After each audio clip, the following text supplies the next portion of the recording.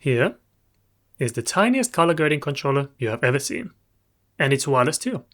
Would you believe that I can control over 100 different DaVinci Resolve parameters with only this? Let me show you how that's done. I'll open MIDIGrade, select NM2 by this.is.NOISE as my controller, open MIDI monitor, and here I can easily demonstrate how this controller is set up. These two knobs output MIDI CC messages in absolute mode, which you can tell from the value number decreasing and increasing with the turns. And here's all of the knobs in order for your reference.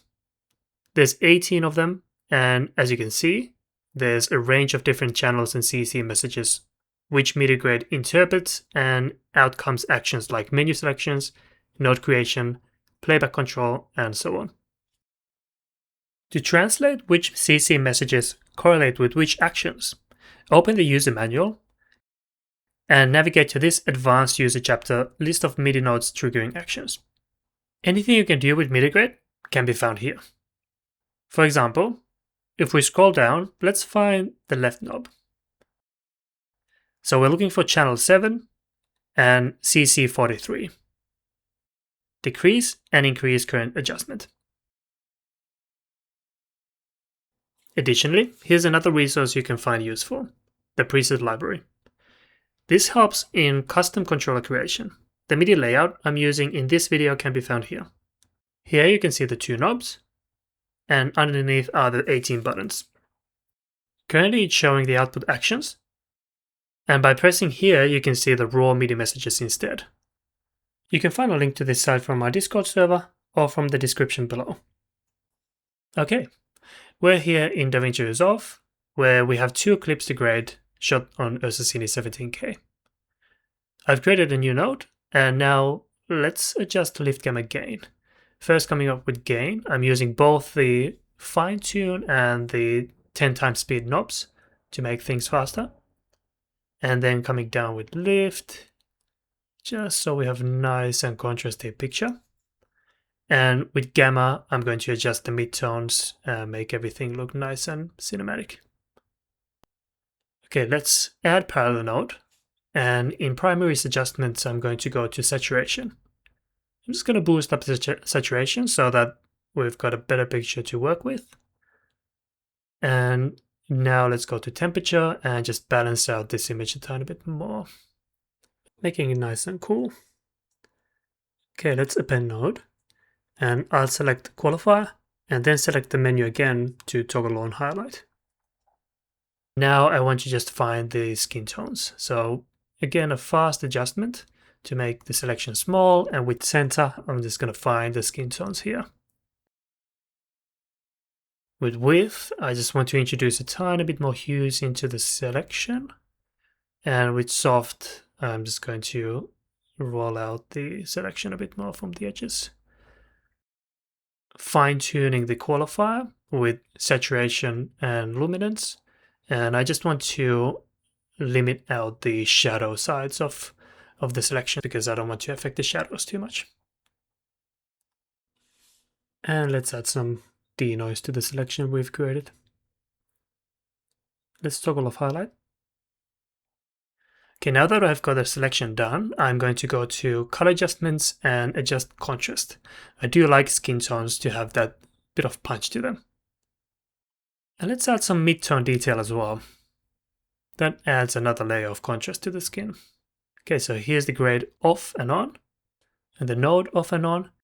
And as you can see, I can even reset and even delete a node from here if I want to. Okay, so let's go to next clip. In this second clip, I'd like to try something a bit more creative. But again, we'll start with adding a simple S-curve. So I'm coming up with the highlights, which is 80%, then coming down with 20%, so the shadows, and I'm going to just grab the midtones and go a bit higher with those as well.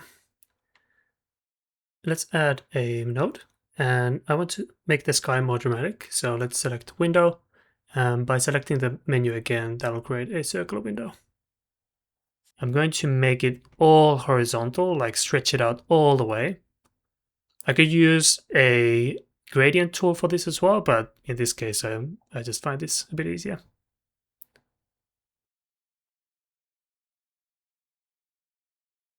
And then I'll increase the size and make it very soft so that once I apply primary bars, I come down with the luminance a bit, just to make it nice and moody.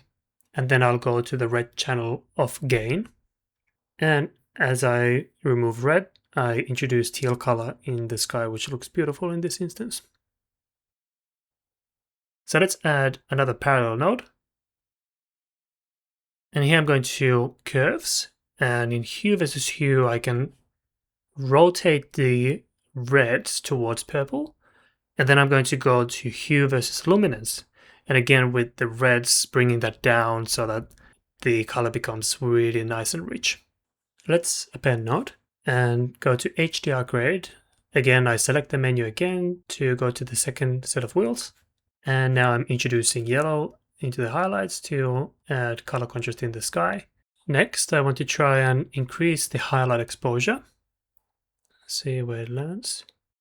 Actually, I think it was better as it was, so let's reset that. And we're done. We finished these two grades with this controller as our only input device. Let's see once more what we've created by turning these nodes on one by one. So there you have it. It's pretty amazing what this can do.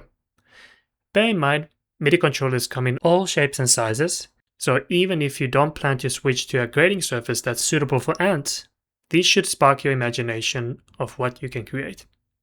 For example, here's a custom-built controller from MIDIGrade user Robbie.